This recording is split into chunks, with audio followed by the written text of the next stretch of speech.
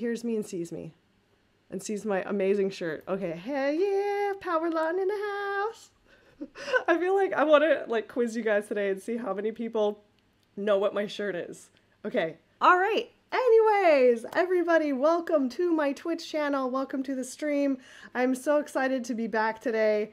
I was gonna do this yesterday, but I realized that I like didn't troubleshoot any of this, and my Yeti mic went out on me, and I couldn't figure out what was wrong with it, so I went and bought a new mic. So today I have a piece that I started a while ago, and some of you guys have seen this sketch, I think.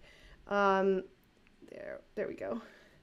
And this was originally going to be for the Unicorn Art Show that I've been doing with a art collective in Minneapolis for I think 3 years, and it's always like an exciting show. I've never been able to go in person, but they have a great turnout, usually like a couple thousand people, and people dress up in unicorn costumes, and it's amazing, and they have like a live band and everything.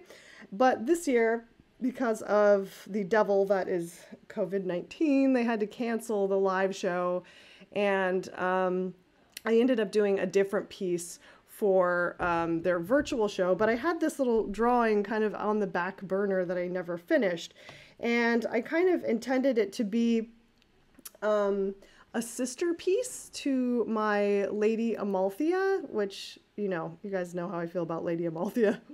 I'm like obsessed with The Last Unicorn, but I was thinking like it'd be kind of a cool idea to do sort of like her evil twin or her dark side. And I love betta fish, and I love the designs and colors of those, and I thought this would be kind of cool to make her like, I don't know, like a unicorn mermaid girl sort of thing, and she's sort of her evil dark side, and I'm gonna do her a little bit more with a darker palette and everything.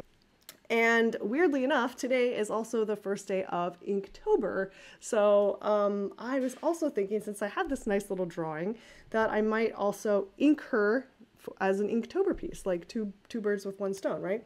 And the other kind of ironic thing, I did not plan for this, is the first official prompt for Inktober is fish, right? So I'm like, fish, okay. I'm killing 2 fish with 1 stone. And anyways, but it's also going to be a painting. So let me show you how far that is. And I'm going to do painting today, maybe inking and painting, you know, whatever you guys want to see. If we get stuck on one, we'll move to the other. But here is the painting. And this, just like my Lady Amalthea piece, actually started as a paint pour. And I was just kind of, I love pouring paint, but it's also like really frustrating. It's one of those things that I love the look of, but I find that it can be, I mean, it's basically impossible to control. So you have to relinquish your artistic OCD and let the paint do whatever it wants to do. And then after that, I had these sitting around for months. I did a couple of these pours, but this one I really liked the best. And I thought, okay, so now I'm gonna design hair and this, you know, unicorn girl character around my pour. So I actually looked at the pour, I turned it upside down, I turned it different ways until I kind of started to see this hair shape kind of just like emerge in my mind. And the whole thing was a full pour over this entire area. And then I designed out the shape that I wanted, and then I actually masked these solid areas and I spray painted on top of that. So it's kind of cool. It gives me a nice flat area to do some painting on top of. And then I have a nice cutout of my pour. And then I'm going to keep some of it in her top as well, because I just think, I don't know, I really liked how it kind of like puddled down here and just kind of leave it organic. So it's really cool. I hope this, I hope my camera's kind of doing this a little bit of justice, because this color is just super, super gorge.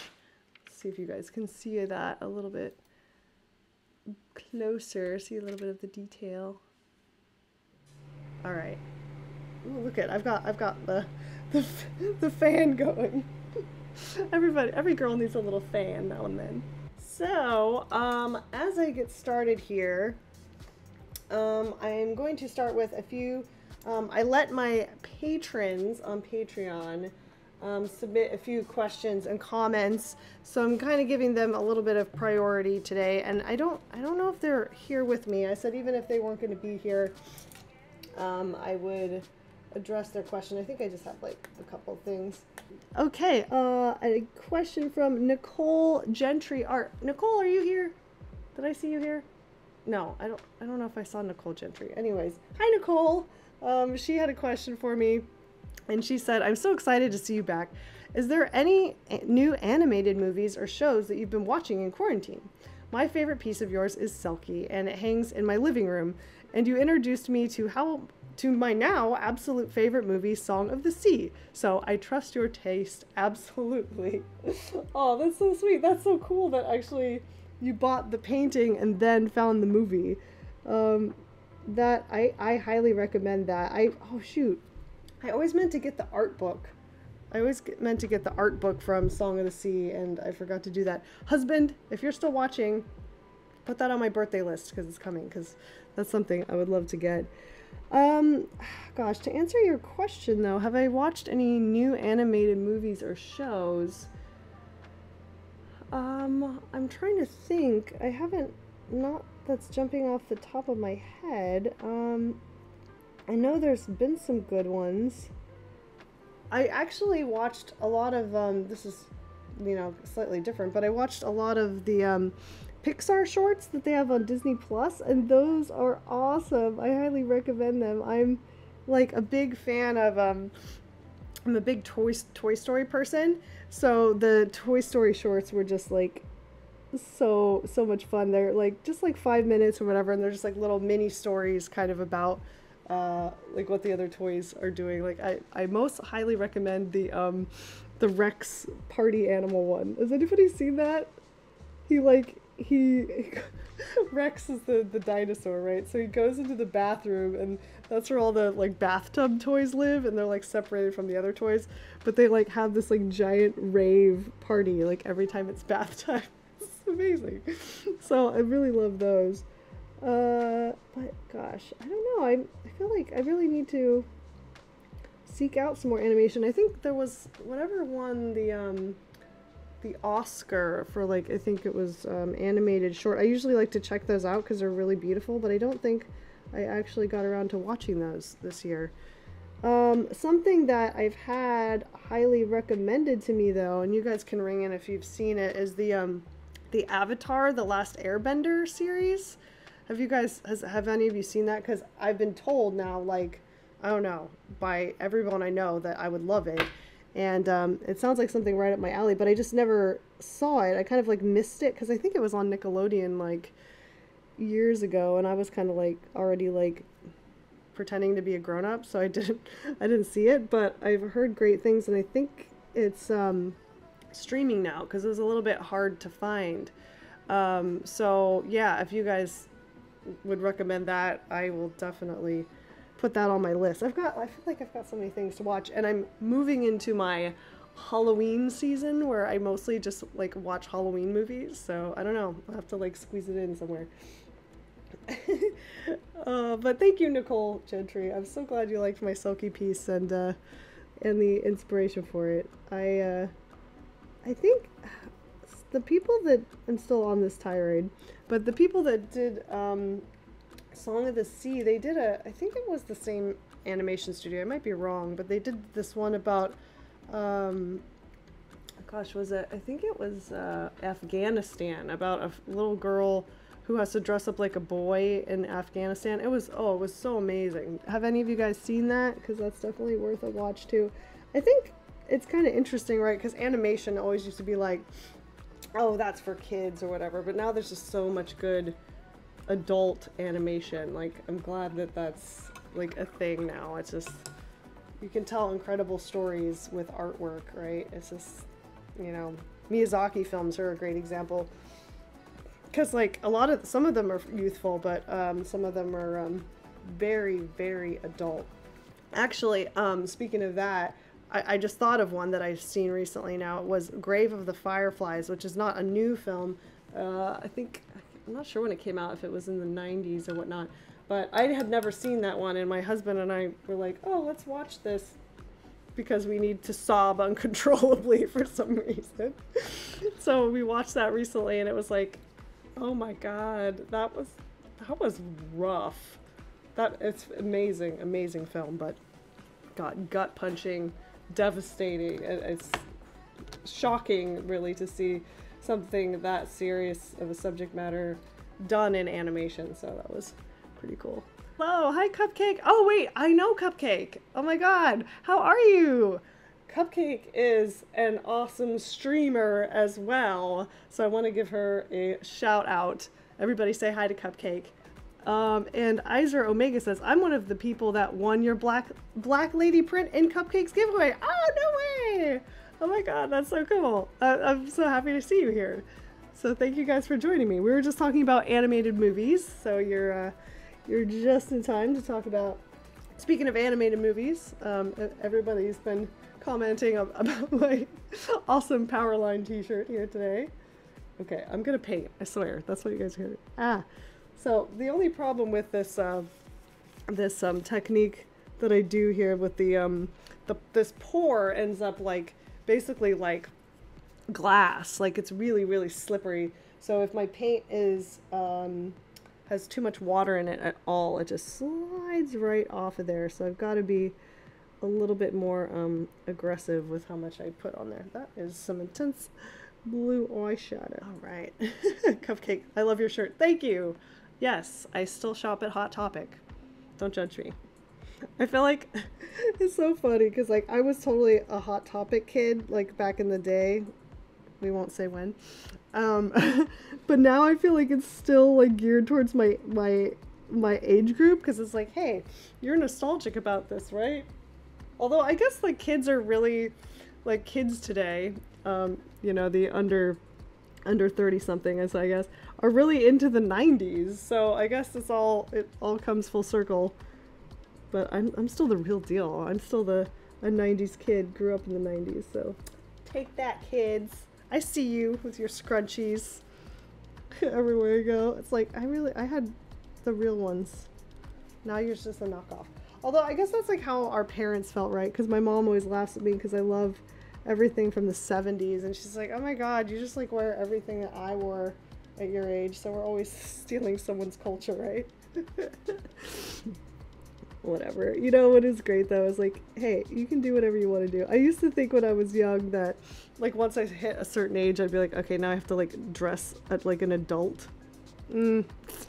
She almost 36, ladies and gentlemen, and she's still doing whatever she wants to do. She's still shopping at Hot Topic, so there you have it.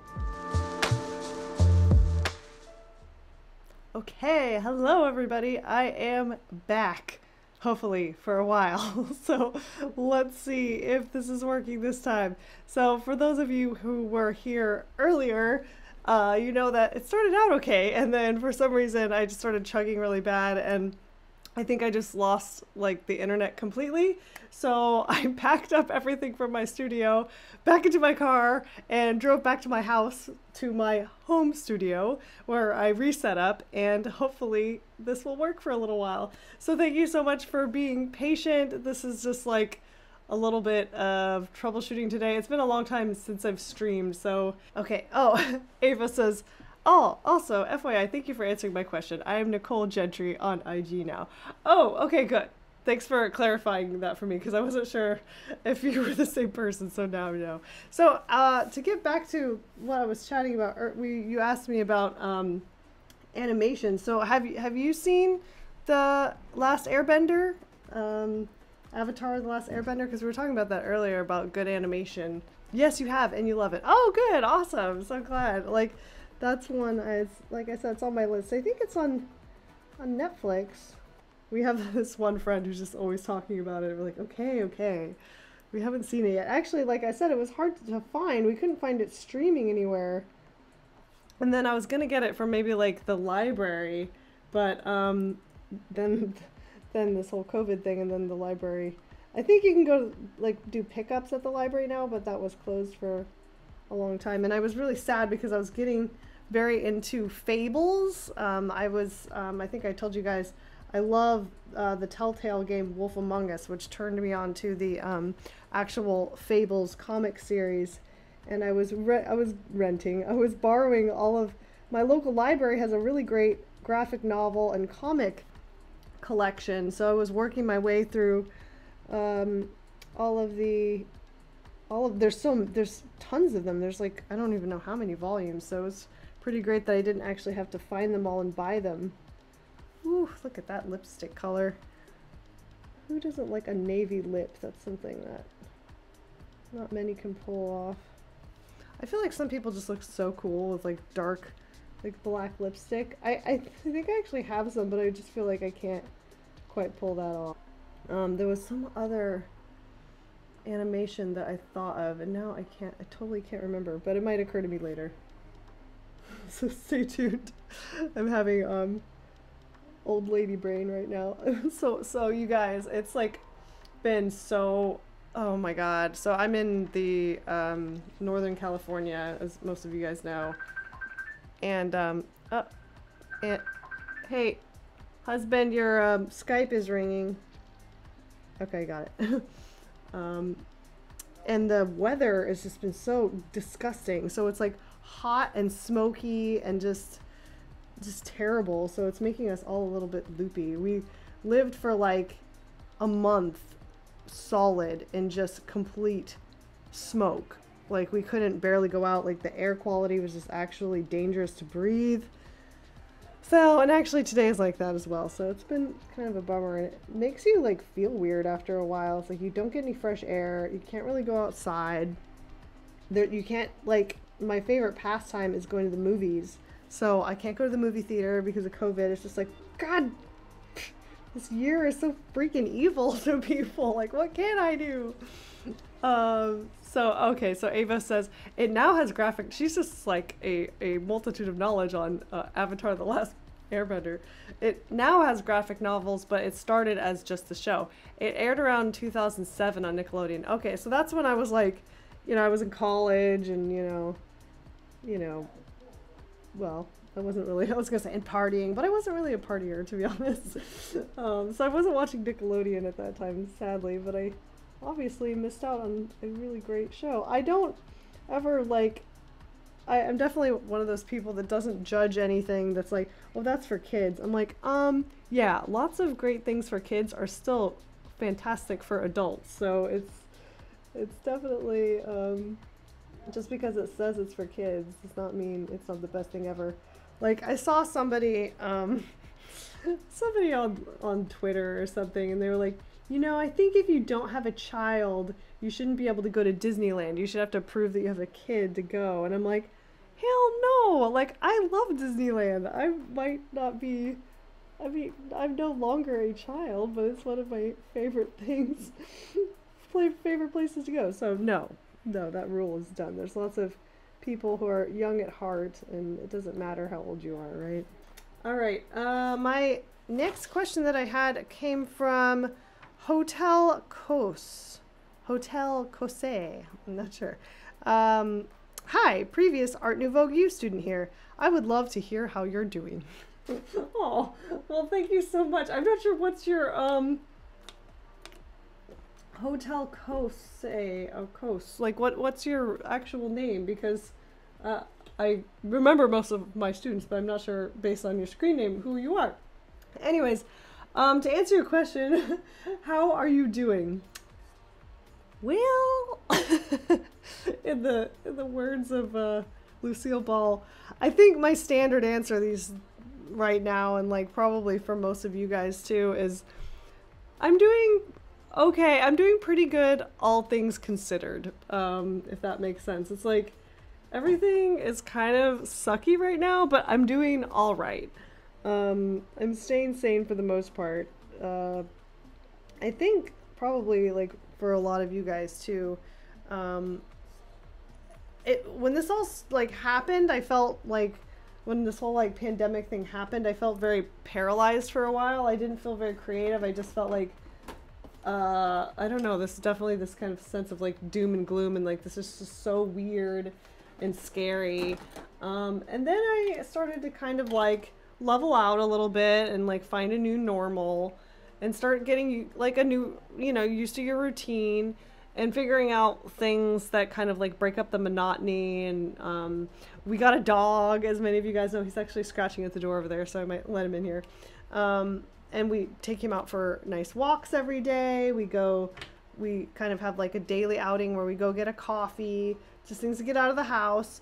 And that has like really, really helped a lot. And I have a great partner. My husband and I get along really well, shockingly. Some people have been like laughing, right? It's like, I can't possibly be locked in a room, locked in the house with my spouse and or my kids 24/7. Like, that is just intense. So I know a lot of people have it a lot harder than us. Luckily, we have a good rhythm of like working together side by side, and kind of like, we're both artists, so we also keep very similar hours. So that's been not bad, not bad. I definitely have had my moments, I think probably like a lot of you guys, of just like, you know, existential crisis and whatnot. But honestly, for the most part, I'm getting along okay. My little doggy Togo really, really helps with that. I'll see if he wants to come in here and say hi. He's just like, honestly, pets are wonderful things, but I loved my guinea pigs a lot, as you guys know. But a dog there's just something like, he's just this joyous little bundle of like optimism, and every day is a new day for something exciting and happy to happen, and it's truly contagious. So hello. Okay, NicoGrammy is here. Hello, NicoGrammy. Welcome. How are you? I'm glad to see you. How have you been? I don't know. You guys let me know. Like, how has it been for you in this, in these strange times? Like, have you found that you're still creative? Have you found that you've been in a slump? I think, like, honestly, being an artist right now is really a welcome thing, even though I kind of felt like uninspired for a little while. Having it to kind of go back to and having something to lose yourself in is, I'm grateful for that, because it's just like, I don't know, like, as much as I love video games, you know, I feel like after a while I need like one other activity. I did play a lot of Animal Crossing. I think a lot of people did. Actually, like, all my friends, we all got it at the same time, so we like visited each other's towns and stuff, and that kind of helped with the lack of social interaction, so that was fun. But I kind of think I need a new game now. I also have Breath of the Wild, which I haven't started yet, so I think that's going to be my next game, which will probably be really great for quarantine too, you know. So Nico says, I'm painting more and being in a slump at the same time. Yeah, exactly. I think that's kind of universal. I think a lot of us have been kind of feeling that similarly. I finally feel like a little bit more excited to create again, and I think there was just so much uncertainty there for a minute, and the weird part is, like, some things for me have been like pretty good. Like my store has actually been like pretty busy, and people are like sending each other stickers and postcards and sending art to friends and everything. So that part's been good, and that's been keeping me really busy and kind of distracted. It's just like I fix up the little packages and get those out. So I've been staying busy there, which is great. And I kind of understand why too, because I've been like, I don't know about you guys, but I'm like, online shopping feels really good right now. So I'll just lay there and be like, oh, I just bought, I don't know if you guys can see this. I'm totally like a sucker for those like Facebook ads and stuff. Like, they totally have my number. So they had this ring on there. If you can see it, I'm gonna, it's probably not gonna focus. Wait, there it is. It's like rainbow crystals, and I was like, oh my god, I need that. I totally don't need that, but they got me. I bought it. So thank you, Instagram, for the ad. Okay, so Ava says, I just finished my undergrad in May, and I'm doing our thesis art show online, which was a bummer. Oh, I'm sorry. That stuff, I really feel for you guys who are like, in the middle of like big events in your life, you know, your graduation, the homecoming or prom and like stuff like that. I'm just like, I mean, I was kind of like a goth kid in high school, like towards the end, so I was like, I don't care about anything. But like, it really would have been sad to miss those milestones, and it just must be so strange for you. Anyways, now I'm finishing my Bachelor of Fine Arts. Congrats! Oh my gosh, I'm so happy for you. And I'm moving straight into grad school to get a master's in art education. So it's left me so drained and kind of art dead, but I think I'm slowly getting back into it, and I'm sketching 4-piece right now. Oh, I'm so glad. I'm so glad you're here to hang out and make art with me. Congratulations. And that's super exciting that you're gonna, do you want to teach, like what level art do you want to teach? Like elementary school or high school? That's so great. And so have you started, so you haven't started yet, or because I know a lot of people are like, I know a girl at the coffee shop who's just like, I'm just gonna take a year off, I think, because school is so weird. I know that's because I took online classes, online art classes my senior year of art school, and like honestly it was kind of hard to like get through. It wasn't the same as having like a lot. Art is weird. Like I feel like there's some things that you can take online, but other things like it just doesn't really translate that well, because we didn't have, they gave you like a photo to draw from instead of a model, and it was just like I remember being a little bit lazy about it, to be honest. It was like, especially since you don't have to put your work up like live in front of people and like see their reactions and like hear their critiques. So I was just like, ah, whatever. I'm just gonna slog through this one. So Nicole says, oh, I'm disappointed on how undergrad ended, but I'm a student teaching an art classroom now, and I'm going to be a real art teacher next year. Oh, that's so cool. That's so cool. I thought about that for a while when I was finishing art school, and who knows, maybe I'll still do it someday. But yeah, so she says, I would love to teach high school, but more elementary jobs are available. Yeah, of course. But you know, I don't know. I was like, there is something about, you know, kids like before they're jaded, you know, like they're just so excited. I feel, I don't know. I was a very, very enthusiastic learner in elementary school, and our art program was like kind of weird. Like, I don't know how they do it for you. But like ours was just like a once a month thing. I don't know why they didn't have like regular art. I guess it was just like, I don't know, but we'd have like 1 week a month or something where we'd like go to the art class, and I like could not wait for that. I was so excited, and I just like put my all into it. We did different types of stuff, like, you know, sculpture and like some painting and charcoal drawing and everything, and like some, I think we even did some like little dance routines and stuff, which I liked because I used to take dance class. But it was always so funny to like watch the boys in your class like trying to like do a plie, and they just look like a total dork. Oh my goodness.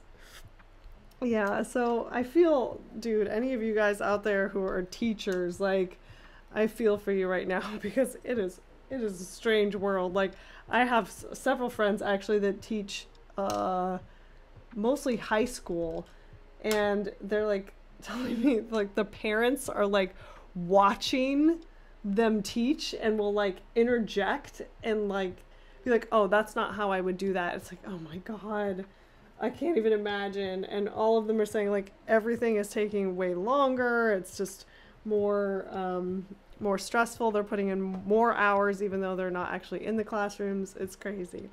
Amat. Hello, I am back. I know. I had to pack up all my stuff and go home because my poor little art studio, like, I guess we all, like, it's like a shared studio, but we have our own, like, you know, kind of cubicle walls. So I don't know if it's because we were sharing the bandwidth or something, but just like it decided it's not going to work anymore. Yes, my art office. Yes, I have an art office. So actually, so funny story about that. I haven't gotten to use it as much this year as I'd like to because of COVID, and for a while, like, they were kind of advising us not to even go there, even though we do have walls, but we don't have a ceiling, so it's a warehouse which I still think is probably pretty safe because we're really separated. But I actually share it with a lot of elderly folks, so I was kind of like, I don't want to put anybody at risk, so I haven't been there much in the last few months. But I got it about a year ago. This is kind of a rando story, but about a year ago, I was like having, I'll just make this the short version, but I was having these really weird like episodes of vertigo and migraines and just kind of like chronic fatigue, confusion. I was like just feeling really weird. And I was going back to the doctor back and forth all the time, and they couldn't figure out what was wrong with me. They were like, here, take some antidepressants because you're crazy. And I'm like, no, I'm really not. I'm really like not a hypochondriac. I just really don't feel good. And so one day I was just like, we have an old house that we rent. It's like built in the 50s. And I had noticed some dampness on the carpet during the winter time because we had an old sliding glass door in our work studio. And so I was just like, I wonder if there's like kind of like some mold or anything. So I pulled up the carpet and it was literally a cornucopia of mold underneath the carpeting. So our whole work office was like a mold infested death trap, basically. So, and about the same time, I got an assignment to do a massive 5-foot by 4-foot painting. And I was like, okay, well, I need to do this painting. And our landlord's like, you can't use that office. You guys have to get out of there. So we had to move everything out of the office, and they actually built like a hazmat thing over the room so we could not go in there. It was crazy. And so I was like, I have to find some kind of studio or something to do this massive painting, which actually I can reveal it now, which I'll reveal it to you guys soon. It was an assignment for Joann's Fabrics, and I just got this like fluke gig, and I'm like, I have to find a place to do it, and we don't have a garage space or anything. And I was like, okay. So I had to find a studio outside the house quickly, and I found this great little place near where I live. And I was like, I don't even know if I can afford this, but it's only actually $400 a month, which in the Bay Area is like amazing for your own art studio. So I was like, oh my gosh, I never even really knew this was a possibility. So I moved in there like almost a year ago, and then I was just getting settled in and really enjoying working over there and then all this freaking COVID stuff happened. So now I'm kind of like easing back into working over there. And I was really excited to maybe make that kind of like my home for streaming, but I'm not sure because it seems like maybe the internet they have isn't strong enough. Anyways, that was the long version of why I had that little art studio, which I'll show you guys maybe a better tour of it later. Nico says Resident Evil 7 mold. I have not seen or I've not played that, but I'm gonna go with yes. Most likely. It was terrifying. It was like so gross. Apparently there was some Stachybotrys and stuff in there because we actually had it tested, so it's a wonder I'm not half brain now. Because it can do like brain damage too that you don't recover from, like not even trying to be funny. It's not cool. So yeah, it was terrible. Amat says, wait, are rents in the Bay Area going down like NYC? I don't know, not yet, I don't think. A lot of people are thinking that's gonna happen, and you know, everyone's been kind of hinting at the mass exodus, they're calling it, because basically, and it's probably the same for you, or if you're in New York, is that everybody found out that they can work from home pretty efficiently, so you might not actually need to live so close to your job, so you might not have to pay $5,000 a month for a freaking 1-bedroom apartment in San Francisco. So yeah, I don't know, at least like where I am, I haven't seen any change in rents because I think people are still hoping they can get a lot out of it. Hey, oh my gosh, Dino Chase is here. Dino Chase is my cousin, my actual real cousin. I think he's 15 or 14 or 15, but anyway, he's really good. He draws with the iPad. Do you watch like gamers who stream? Because I know that's like a big thing. I always kind of laugh because like when I was young, you know, there was no such thing as streaming or anything.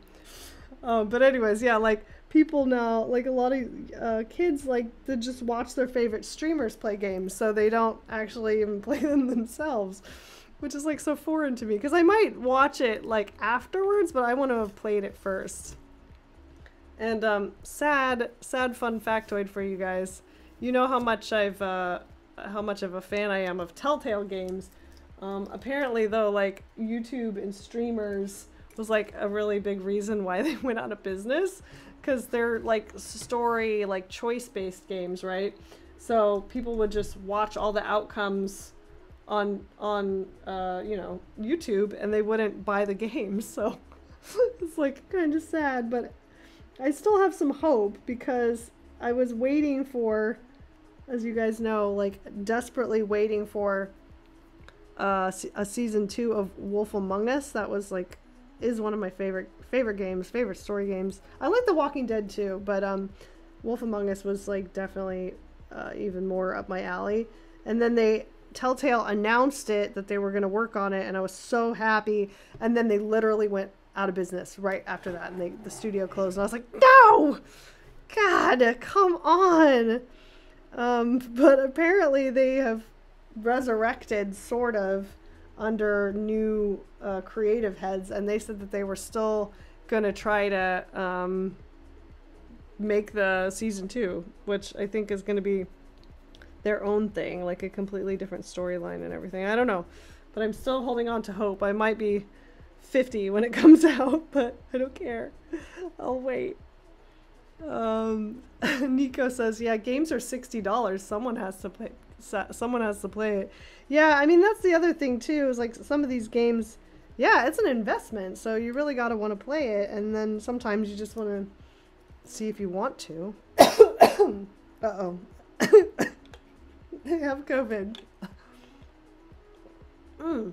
So, for these fishies, I initially was like looking at like blue betta fish when I was researching this piece, and I pulled a lot of reference of them, but I have a lot of blue going on here, and obviously I have the pore and the hair and everything, and I think they would just get completely lost if I did them completely blue. So I did find, so anyways, I found some betta fish that actually have like some orange in them. They're such beautiful creatures anyway, and they come in like a rainbow of colors. But I actually really like this, it's kind of like the complementary color, right? Blue and orange kind of always like make for a nice palette, I think. So I think I'm gonna do them like this one here that has a little bit of the, it's almost like a teal, like a little bit of a teal, and then it fades into like this really pretty like light yellowy orange, and then kind of, yeah. So anyways, that's I think what I'm gonna add to this, and hope that I like it. I haven't really mocked it up or anything. Sometimes I'm not brave enough to just direct paint. I usually do like a I usually do like a color mock-up before I paint anyway. So, but today, screw it. Let's just try it and see what happens. Okay. Yeah. Anyways, so you guys, the chat is talking about Kingdom Hearts. I really liked the first one when that first came out, but it was so hard. I feel like I got to like the Tarzan level, and then I just like legit gave up. I was like, no, this is impossible. So I never beat it. I think actually the last time I played it, it was when I rented it from this archaic, ancient place that was known as Blockbuster Video, and I never actually owned it. So let's see. I got an ochre.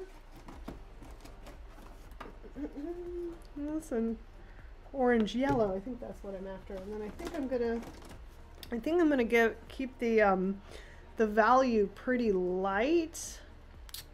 I might make this fish a little bit darker, but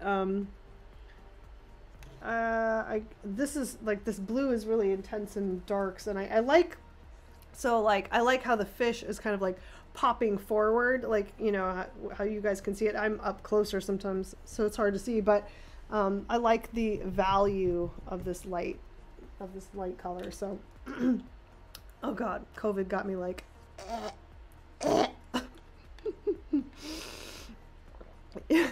don't you guys love how like this is like a thing that like used to drive me insane in school when it would be like perfectly silent in there and you'd have to cough and like, okay, so then you'd cough like a couple times and be like, all right, okay, fine. But then once everybody's done looking at you, you have to cough again and you're like, please no, when you're like choking yourself. Oh my God, I used to hate that. I was always that kid too where I'm like, I don't want anybody to like just notice me. I just want to go on with my business, so don't single me out in any way. Anyways, so okay, so Antraz, hello, says you can set up so your mods can change stream title and category. Oh, thank you. Do I have mods? I don't think I have mods. What are mods? I know what mods are. I'm just kidding. I'm not that old, okay? But yeah, I definitely should do that. I don't know. I don't know. I think I want this pretty bright because the betta fish are actually super colorful. They're really cool. I always like since I have a dog now, I go to the pet store a lot, so I'm like, oh, I love those. Do you remember those, like, there's always a few, like, sicko kids that would, like, buy 2 of them so they would, like, fight each other? Because I think they fight to the death. It's, like, a really sad, they're just not meant to live with other betta fish. Okay, I like those colors, I think. So let's just have a little fun with this. The nice thing about this pour texture, because I did this pour as this kind of glassy like texture, is like when I start, you know, if I'm going to paint this shape in, I can kind of just wipe away the areas that get outside the lines and I don't have to worry about it too much. So I'm going to mix, can you guys see my palette? Yeah. I'm going to mix a little bit of a yellowy orange, very light. It's actually almost a very light peach color. And I always go like a hair lighter than I think I want it because acrylic paints just dry a little bit darker then. So then I'll do a little test. That's it's pretty. I like that peachy color. I might do it a little bit, mix some lighter colors in with it. This is kind of like their fins are very like hair almost. So it's got like the lights, like lots of lights and shadows. It's almost like crinkly fabric or something. That's kind of cool. Ava, Nicole, what brand of paint are you using? Today I'm mostly using my Arteza paints, actually. These are great. So Arteza sent me a sample of these to try, and I love the colors. I love the saturation. They're actually pretty darn good for like a paint set, because most of the time you buy like, you know, one of these. This is the box that came in. If I can show you guys without dumping here, I'll put it up in my smaller window up there. Came with a huge variety of colors, but usually these are kind of like student grade and they're not that great. They're kind of like thin and crappy, but they're actually pretty good. The only thing I hate about them though, and I really need to tell them this, is that the tops, these screw-on tops tend to, like, they're really cheapy and they crack open at the top, and so a lot of my paints have gotten ruined because the when you screw them on, oh, there it goes. I don't know if you can see that. They just like crack right open and it's just terrible. So I've been like taping them closed or whatever, so I hate that. And the other thing that I wish they would do is sell individual colors. So if you get one of these nice paint sets and you run out of one color, you can replace it, because I don't think they sell individuals. You just have to buy another set, and it's like, well, obviously I don't use that much of baby poop brown, but I use a lot of black and white and sienna and stuff, so it might be nice if they had some replacement colors. This one though, this is a Holbein, is that how you say this? I think this was on sale somewhere. Holben's like kind of expensive, so it's like I probably don't have that many of those. I have, for the most part, tried to, when I buy individual paints, I buy golden now because it's a professional. But I like golden. They're really nice. I used to be pretty much a slave to Liquitex because they were a pretty affordable brand that was decent quality. But you do have to, I find, put like a lot more layers of it. It's just not quite as saturated as like a better quality paint. So that's kind of like the deal. If you get something that's a little bit more opaque and a little bit better quality, it goes a little bit farther and you don't have to like build it up as much, especially if you want something like flat and graphic, which I like to do sometimes. So I don't want to have to do lots and lots of layers because then it gets like textures that I don't like, because I like to keep it kind of as smooth and flat as possible. So I'm going to show you my little trick here. So I'm kind of just like not worrying about staying in the lines right there. Just kind of fill that in, da da. And then I just take a little Q-tip because it's super slidey, and then I just wipe it right off. Ooh, that's so satisfying. You don't have to worry about being that precise. Actually, that's a new thing that I've started to do in my work, is I used to be very kind of like OCD about not getting out of the lines, but it would often make painting really tedious. And honestly, it's totally fine if you do, because you can either wipe it away quickly or you can just clean it up again with another color that's like on the outside. One of my inspirations for these fish, I'll have to bring it up, maybe I don't have it handy, but I love the fish swimming scene from Fantasia. You guys remember that sequence? So I really was like, I kind of want to like get a little bit of those little faces in there, because they're like really pretty and they have like long eyelashes. I love that scene.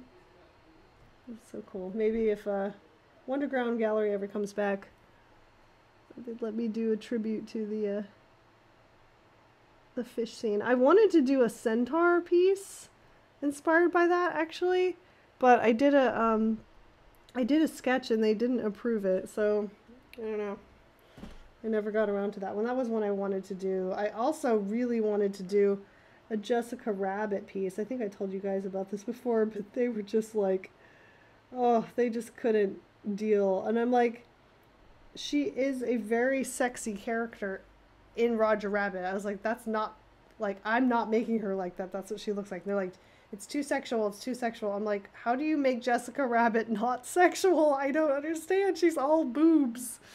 So I was disappointed that I never got her off the ground, because I really love that character and I was really having a lot of fun designing it, but they didn't go for it. So I had to, there was a few that never made it. I also had another really cool sketch I thought that was of, oh, I loved it. I really wanted to paint it. I don't know, maybe I can sneakily show it to you guys somehow.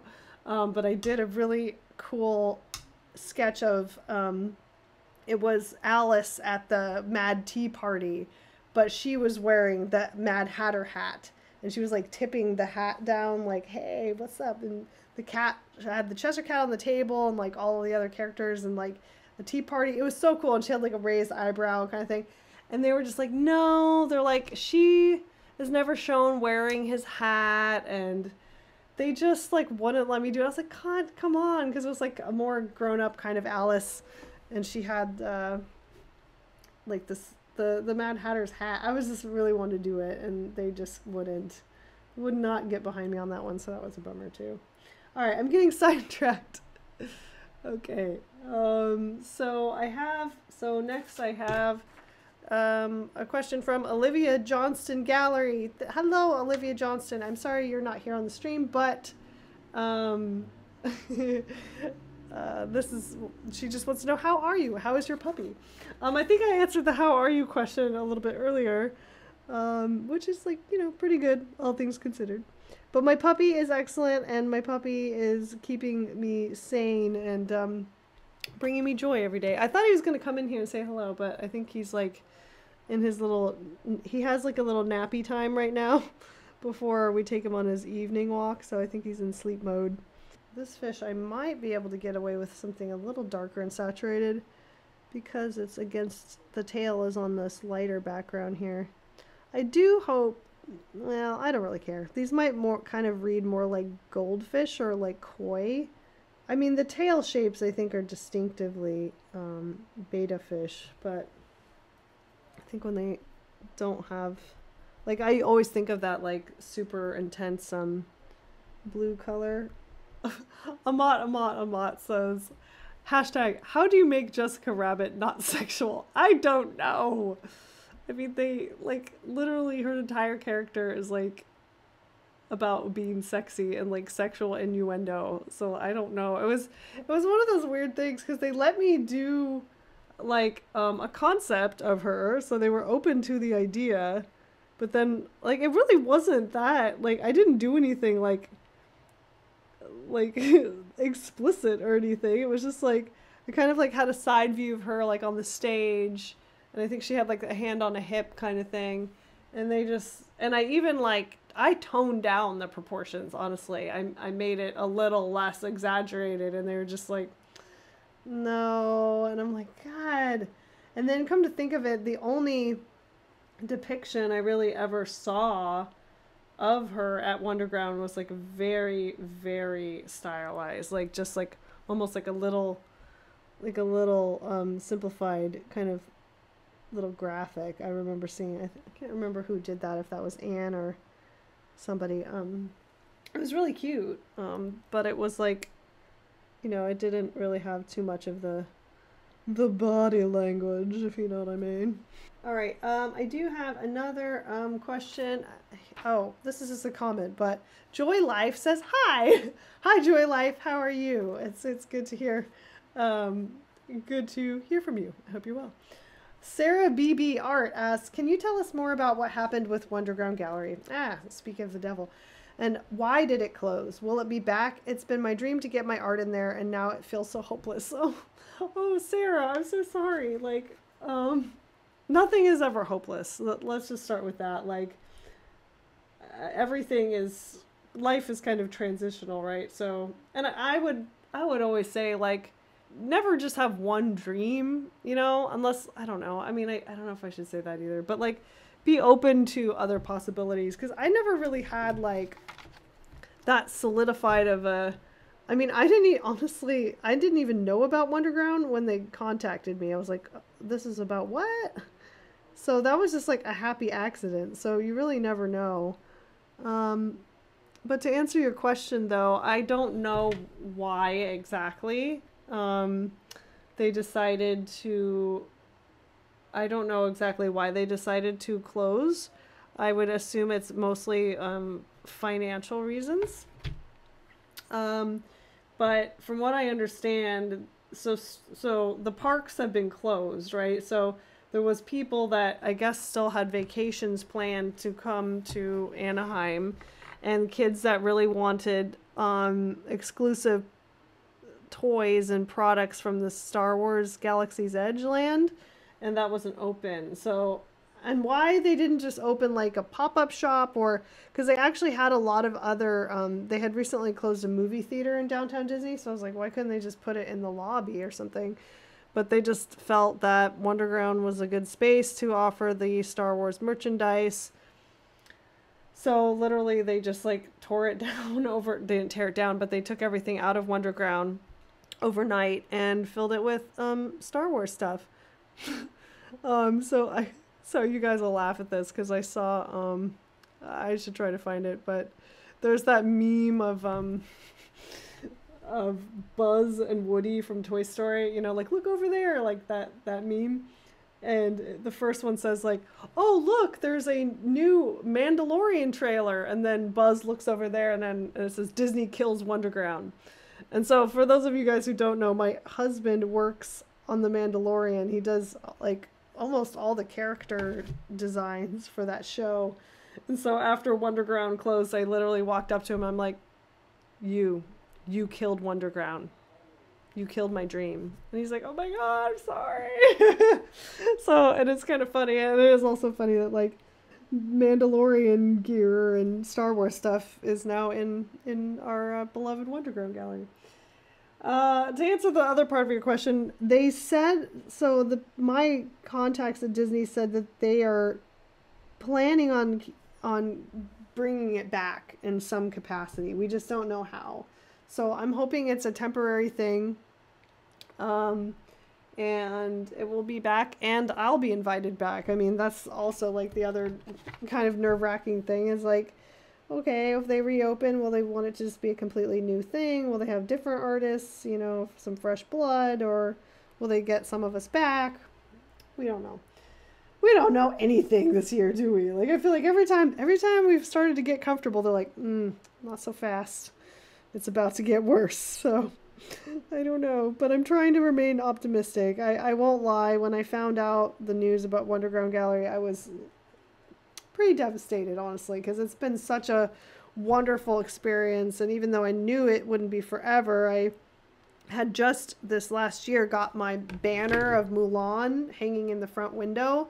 So it was like super gratifying. I cried when I saw it. It was very, very validating and humbling and exciting. And so I really felt like, you know, hey, I'm part of this Disney family. And like, because I'm one of those people that constantly thought I was gonna get fired. Like, I was like, at any moment they're gonna be like, don't come back, we're over it. So I was always constantly waiting for that axe to fall. So I guess in a way I feel like better that it closed and they didn't just get rid of me and get someone else. I don't know, maybe that's selfish, but yeah. Anyways, Sarah, don't worry. Like, I don't know. Like, I don't want you to feel like that was the one goal you had and now it's gone, because I don't know, life can be weird like that sometimes, and sometimes you have to kind of regroup and think about other things that you love and like would like to pursue. I mean, maybe this is gonna like inspire a new goal for you. And just keep making your art, honestly, and keep exploring it and keep experimenting. Because I know a lot of people who had messaged me over the years were like, well, you know, how do I get my stuff into Wonderground? And I mean, the flat answer was there is no real answer, because they don't do any kind of portfolio review. They kind of like, they have like a curator that looks for people, and that's kind of how they get people. But I saw a lot of people that were trying to kind of do Disney fan art as like a ways to get seen by Disney. And I'm like, no, don't do that. 'Cause like Disney is like a stickler for their copyrights and stuff. So probably the biggest way to turn them off would be to steal their licensed properties and get well known for using their licensed properties. So my bigger advice to Sarah or anybody else that wants to do something like this is to like hone a distinctive style. I think because that's honestly like one of the more challenging, God, who is that? Mom! Just kidding. She doesn't call me anymore. One of the most challenging things is finding a style that's unique to you and unique from the other artists they already have at the gallery, because they don't need two people that already look like Brittany Lee, right? They want somebody that does something different than Brittany Lee. So, and I do see, like, not to get too preachy or anything, and I do think emulating other artists is a great way to learn. I do see a bit of, like on Instagram especially, like a lot of regurgitations of style. I'm not going to like name names or anything, but I've seen a lot, and they're really well executed illustrations, like nothing against their technical skills, but I see a lot of this like specific style kind of done over and over again, to the point where like I can't really tell one artist from another. And I think that starts to get tricky when you want to stand out a little bit or be involved with something like Wonderground. If it's like, if you're learning how to draw and how to develop your style from like one particular artist, you're just going to look too much like that artist, you know. It's kind of just my 2 cents on it. And yeah, I don't know, what do you guys think? It'd be interesting if you've noticed this at all, if this is something that you find to be true, because I think one big example I can think of is Loish, the artist Loish. She's an amazing artist. But I've seen, because she's gotten so popular, like millions of followers kind of popular, a lot of regurgitation of emulation. Stop saying regurgitation. It's a disgusting word. A lot of emulation of her, to the point where sometimes I'm not sure if she even did it, because they're really good, you know, style replicas, if you will. But like, you don't really want to, you don't want to be the same as her, because there's already one of her, you know. And that's why I guess people ask me, like, will you ever teach like to do what you do? And I'm like, well, I don't really want to. I don't think it's a great idea, because I don't want to make a little clone army, you know. No no Star Wars pun intended. I more want to encourage artists to learn core skills and have influences, for sure. No, none of us are like completely original, like, let's be honest.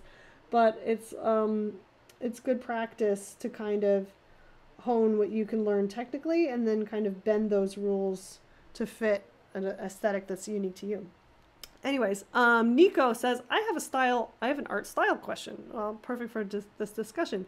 Is there always the advice of grab and collage it together? There's always the advice of grab and collage it together. How can one manage to get a style out of everything radically different? I mean, that's a great question. And kind of like in my online art class, I have them do an assignment very similar to that, right?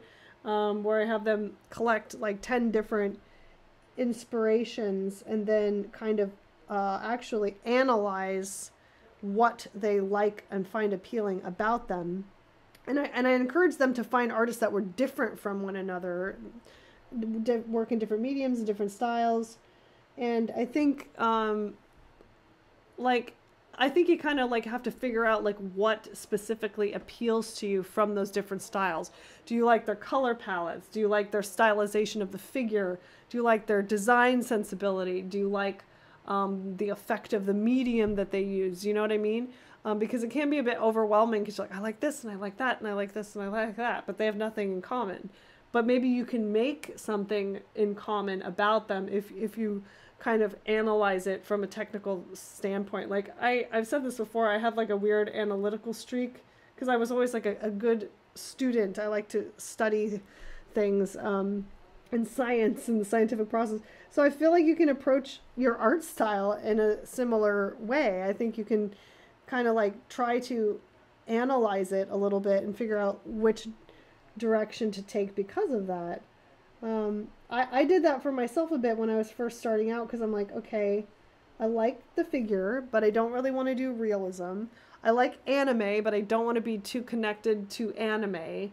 I think when I started out, I held kind of close to my own influences, like Camilla D'Erico or Audrey Kawasaki and Sylvia G, and some of those big fine artists kind of as I was starting out. And then I've tried to consciously distance myself from that a little bit as I've grown into my own, and actually, like you say, add more things to my collage, if that makes sense. So instead of having just a very limited pool of inspirations, is expanding that and being like, okay, how can I add a little extra something that makes this different? It's not easy, and it's not something that you can always consciously do. I think some of it just honestly happens naturally, because the more you do it and you're like, okay, that last piece, I don't really like this about it, so I'm going to do it differently this time, until you actually start to get in a rhythm where it becomes uniquely yours, right? So, I don't know. End of soapbox. Amat says, I agree. I like really original styles. However, I feel like the emulation is really well received and grows a following. Sometimes, yeah. I like you say, it gets, people are like into a trend, you know, so they're looking like for that trend. And you know, I don't know if you guys should probably watch this, but it'll scare you. Is The Social Dilemma. It's on Netflix, and it's kind of why I think I'm going to delete my Facebook and hide under a rock. But it talks about how these social medias, Instagram included, because it's owned by Facebook, caters very specifically to your feed. So like, if they know you like a certain type of post, like literally if you like a certain type of artist, they will put posts that are similar to that. So I feel like it also limits what you get to see because they want you to look at it as long as possible, right? So if they know you love all these little illustrations of the girl with the witch hat on, they might find a lot of these little stylistically similar artists, so that you're not even getting as much, you're not even seeing the posts from lots of different artists. You're seeing a lot of the same artists because they know those are what you react to and interact with, but it's also super limiting for you to continue to be exposed to lots of things, which it kind of sucks because I follow some really great artists that like never come up in my feed. And I'm like, why is that? Like, what are they working on? And I'll have to actually like seek them out manually, like look up their names. So I don't know. It's kind of weird how all that works.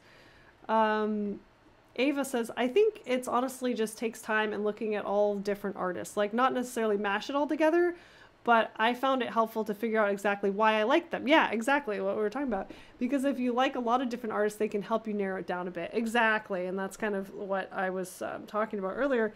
And I even like made a little chart, right? If you guys, any of you guys took my class, you would see that little chart I made, like, okay, what is it that you like about this artist, and kind of compare and contrast them. Nico says, I love digital art, but I don't like staring at the screen to make it. Yeah, that too. I'm getting a bit better with Procreate on the iPad, but it's still like, honestly, it feels so foreign to me. It's like, I don't know, and I'm having a hard time. Like, I don't want, like, I like digital art that doesn't look digital. Ah, oops, where'd that come from? So I'm still kind of practicing to try to learn what brushes and like how to get some more natural textures in there, because it's just not, it's not feeling, because, you know, I like this kind of like organic feeling. I'm having, there's a learning curve in trying to apply that to your digital art, because I've seen some people do it so amazingly that you can't even tell it was done on an iPad, and I'm so envious of that. So, oh, there's my goal, because I think it is a good medium to use. I just burped a little bit, sorry. Sorry about it. I'm swallowing air. This is more talking than I've done in ages because, you know, we can't see friends anymore and stuff. So, question for you guys, though. I actually wanted to pose a question to you, since I have a few of you here, because I'm trying to kind of decide where I'm gearing next, because I don't have Wonderground anymore, and kind of my next project, and I have an art book idea in mind. I'm not really ready to like share what it is yet, but I kind of want to just like throw myself at it like full force and just do this book that I've been thinking about for a long time. But then at the same time, I really wanted to expand my online classes, and I was trying to decide if maybe I wanted to do them more workshop-y style, because the first class I did, like, it was a huge undertaking. I think I ended up with like 65 videos, and I edited them all. It took me a year to do it. It was intense. I am very proud of it. I still think it's a fun class, and I've gotten a lot of seen a lot of students greatly improve, and it's been super rewarding. But I'm like, do I want to kind of throw myself towards another class, or do I want to really focus on like this book idea? So I don't know. I know I'd like to do both. Maybe I could balance a bit of both. Okay, so even Nicole says book, art book. Nico says yeet into that. Okay, I recently learned what yeet means, which means like throw yourself, right? Because I had to, okay, so confession, I was kind of my husband and I were pretty into Fortnite. I know we're probably like the oldest people playing Fortnite, but it's fun, and I like the little outfits. And so one of the like goals was like yeet a squad member over, I don't know, yeet a squad member. And I was like, what does yeet mean? So I had to look it up, and it just means throw them. What is the origin of this yeet, of this yeeting? What like, where does that come from? Does anybody know? Like, I'm not down with all the young kids slang. I don't know if you guys remember this. This is on a paint along like years ago, but it still makes me laugh. It's like, I didn't know what bae was, like BAE. And someone's like, oh, and the like one of the questions they asked me, they're like, oh, my bae. And I was like, what's bae? I was like, is that Beyonce? And they're like, no, that's bae, like BEY. Bae is like your bae, like your boyfriend or girlfriend or whatever. And I was like, oh my god, okay. I was like, I'm really lame. Sorry about it. I don't know what it is. I know that one now though, okay? I'm gonna have to, I think that horn, I gotta make that horn stand out. So this fish, so this is kind of when you have to like make some value judgments.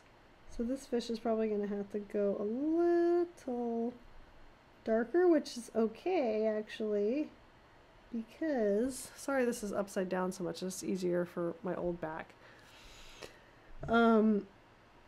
You can make this, I can make this fish a little bit darker and more saturated to make the horn stand out.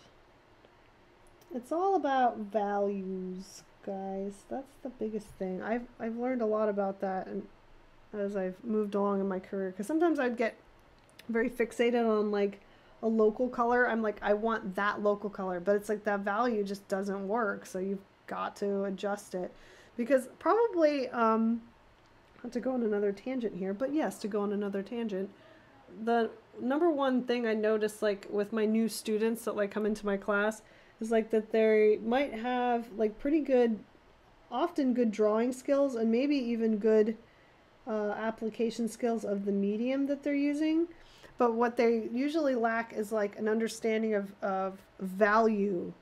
So they'll have values will all be too similar, so that you can't really tell things apart very well.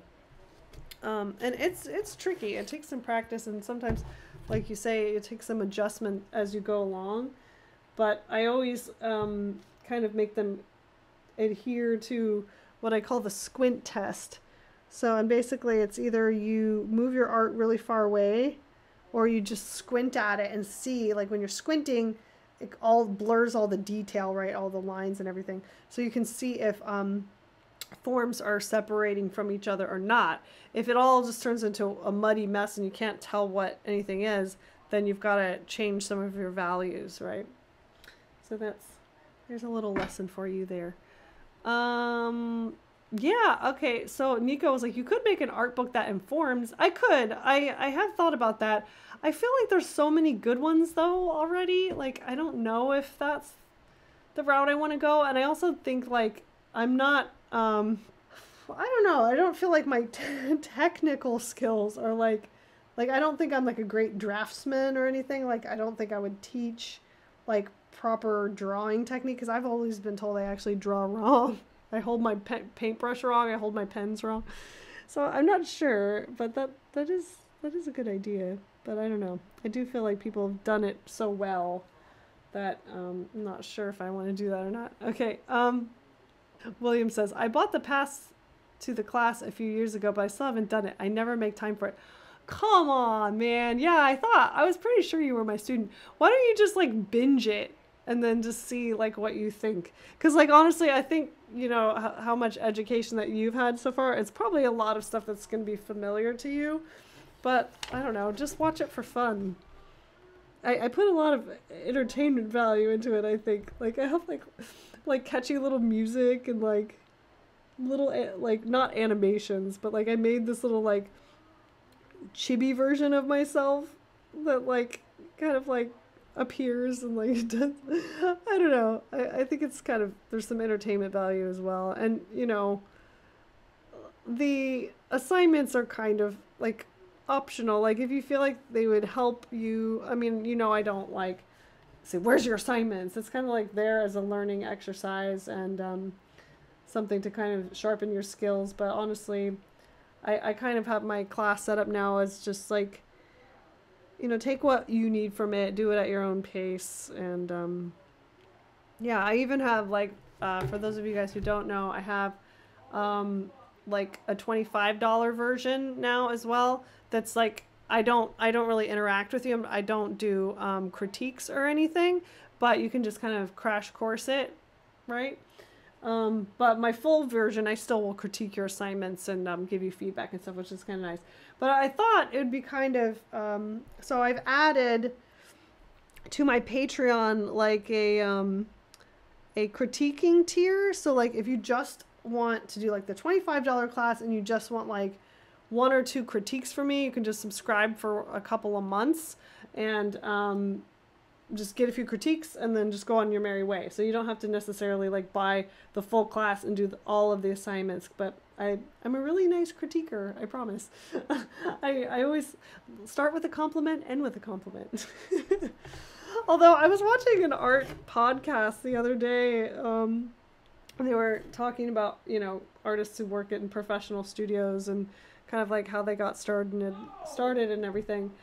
And this one guy was like, I honestly don't, like, when I get a critique or a portfolio review, I don't want them to be nice to me. I want them to be like as harsh and real as possible because I feel like I learn more that way. I don't know. I was like, I don't know if I agree with that because I was a very like sensitive student, especially when I was like, oh my God, my husband's playing Call of Duty and screaming bloody murder. I don't know if you guys can hear him. But I would like take criticism very hard. So, and I was always like my own worst critic and beating myself up a lot. So I don't know, like I kind of try to read the room. And maybe like if it was in person or something, if they're like, yeah, be harsh, I could go more harsh. But I think that often like I do my critiques like written, like I have a little form and I'll like fill it out and write my critique in there. I feel like even written word can kind of be like misinterpreted. So I don't know. I don't want to hurt anyone's feelings. And I honestly don't think there's any reason to, because I think no matter what level you're starting with, you have all the potential in the world that you want. It's just a matter of how much effort you want to put into it, right? Okay, so I got to Sarah BB. Lily F. So I have one from Lily F. Are you going to do a cosplay costume for Halloween this year? And if so, what will it be? Yay! Finally, something that I really want to talk about. So I feel like a little bit depressed about Halloween this year. But honestly, over the last few years, like we would, you know, do costumes to like go out to the club or whatever. But now I'm like, I don't even care about the club. Like, I don't want to I have to like wear my beautiful handmade costume to a sweaty club and be like crowded and have people like spilling beer on me. So now I just like to make the costume and do like a photo shoot. Like that's like to me like the best part. So, you know, since we're not going to go out anyway, I can still do that. So anyway, so I've narrowed my cosplay ideas down to a few options. So drum roll, please. I'm going to show them to you now and you guys can vote. Oh, my first option, of course, is the Birds of Prey Harley Quinn, which I know is probably going to be like, like a really overly done costume this year. Like, I know she's like probably really popular. I know when she was, the Suicide Squad version, like I went to the club and there was like 10 Harley Quinns, but I love her outfit so much in Birds of Prey. And you know, honestly, like people were saying, well, you should be the Mary Elizabeth Winstead character, obviously, because like everybody always tells me I look like her. But like I just really like her costume that much. Like I just didn't think people would even get it or whatever. So I am still kind of considering being Harley, but I'm kind of torn between the caution tape jacket outfit and the outfit she wears at the very end, which is that blazer with the patches on it, because I love that look, and I think that would be done a little bit less than the first look, because you can like buy that first look on Hot Topic. I don't know. Anyway, so that's my first idea, but then my second idea is Ellen Ripley from Alien, because like I'm just like, I don't know, I'm like currently obsessed with like having like a perm hair look. Like I don't know, like I want to get my hair permed to look like this. I want like the Flashdance like like, and slash Sigourney Weaver hair. That's like my next hair look that I want to do. But anyway, I know this costume is like not like as fun and exciting, but she's such a just a badass character. It'd be kind of fun to like build her weapon or whatever. Though I don't know how many people would. I guess people would still definitely get this. I mean, it's a pretty iconic character. And then my last maybe choice is, drum roll please, is this one, which might be the one I end up doing actually, which is Willow from Buffy the Vampire Slayer, but the vampire version of Willow. Although I was thinking of actually doing both, like doing like this look with the little like Daisy sweater and also the vampy look.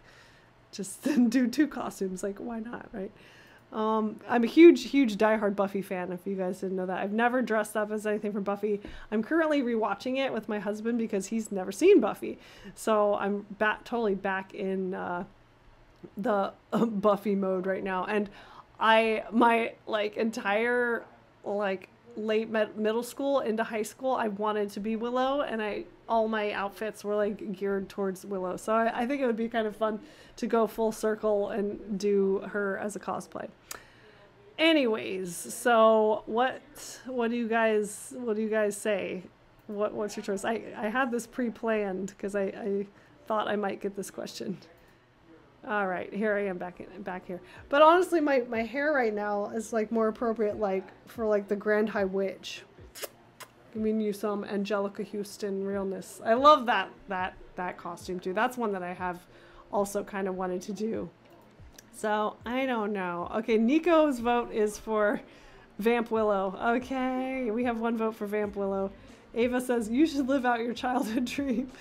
I live out my childhood dream every day. Every day that I'm here painting unicorn art with you wonderful people, I'm living my childhood dream.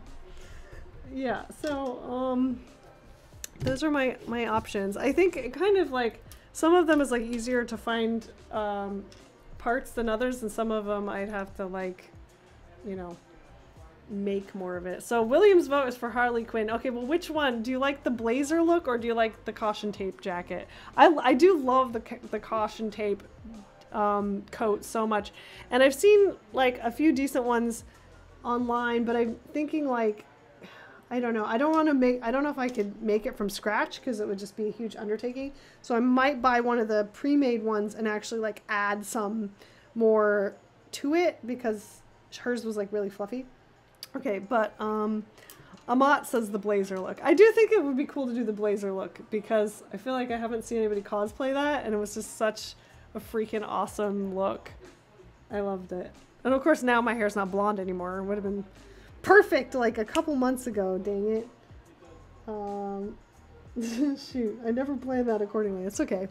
I can get a good wig. Okay, let me get a little bit more paint on these fishies. I was gonna do some inking today too, but who knows? Maybe I'll do another stream like tomorrow or this weekend. Although I kind of wanted to get that ink done for Inktober today. Who knows? I don't know. Everything's been slowing me down today. The gods are against me, so we'll see. Okay, William says, I do like them both, but the jacket would be unique. But I like the caution tape jacket. You're not helping. Thank you. Nico says, I would love to see the High Witch, though. I know, and I love that look. Especially because they're remaking witches, which I don't know why. I hate when they remake a perfect movie, honestly. It's so good already. Just, like, let it be. And, like, Anne Hathaway, I don't know. You're not really giving me the Grand High Witch feels. I don't know. Maybe she'll do a great job, but we'll see.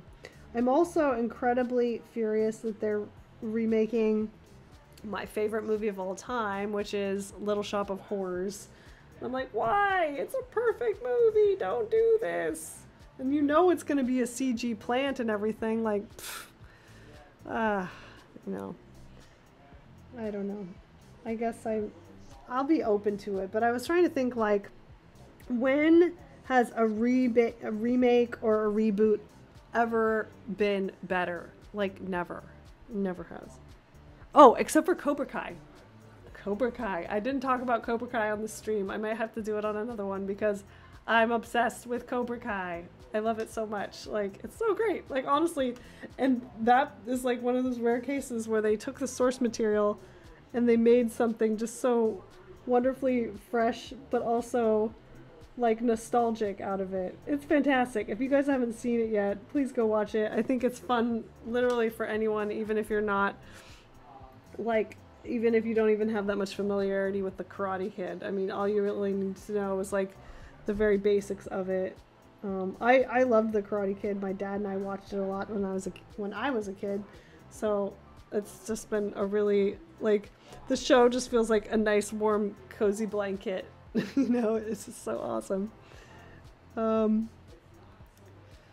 Okay, William. Oh no, I don't know if I can get into this either, but did you see the Mulan live action? No, I didn't. I'm not, I don't know, not to like bash it too much because I haven't seen it, but I haven't heard the best things about it, to be honest. And Disney's still charging $30 for it, I think. And I'm like, I don't really feel like it's worth paying that. I heard that they really veered like completely away from the animated version, which is like kind of makes me sad. Honestly, I could kind of tell that from the trailer. I could tell that it was, I don't know, that there was something, it looked beautiful. Like, honestly, the trailer looked amazing, but I could tell that they were doing something kind of different with it. And was not a very, I don't know, the actress they chose did not do it for me.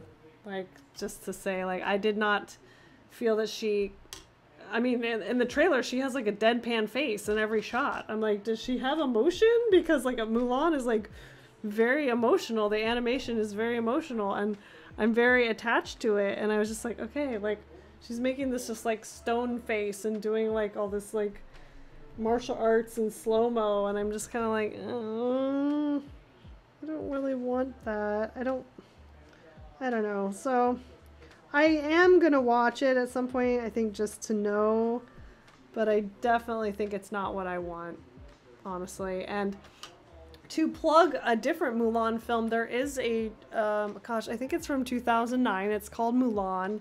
It's a Chinese-made film, and it's subtitled.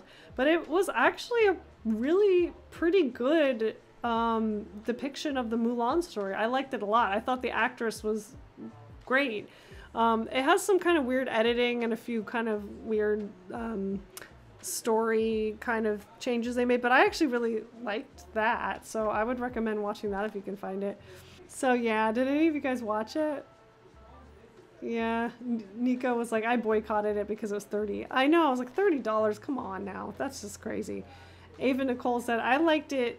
I liked that it looked like they were giving us an alternate version rather than the expected same story, but with real people. But yeah, girl is on the college budget, so literally no way. Yeah, I mean, I assume maybe like in another month or so, it'll probably just come to Disney Plus. But as I understand it, it was like a really, really expensive movie to make. So they're trying to like get some money out of it. I don't know.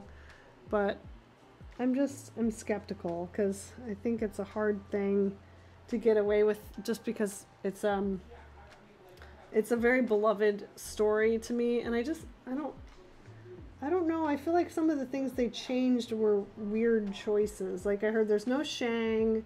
I'm okay with it not having Mushu, honestly. I'm okay with it not having like that super cartoony element or not having songs because I feel like, you know, that's actually kind of fitting for it.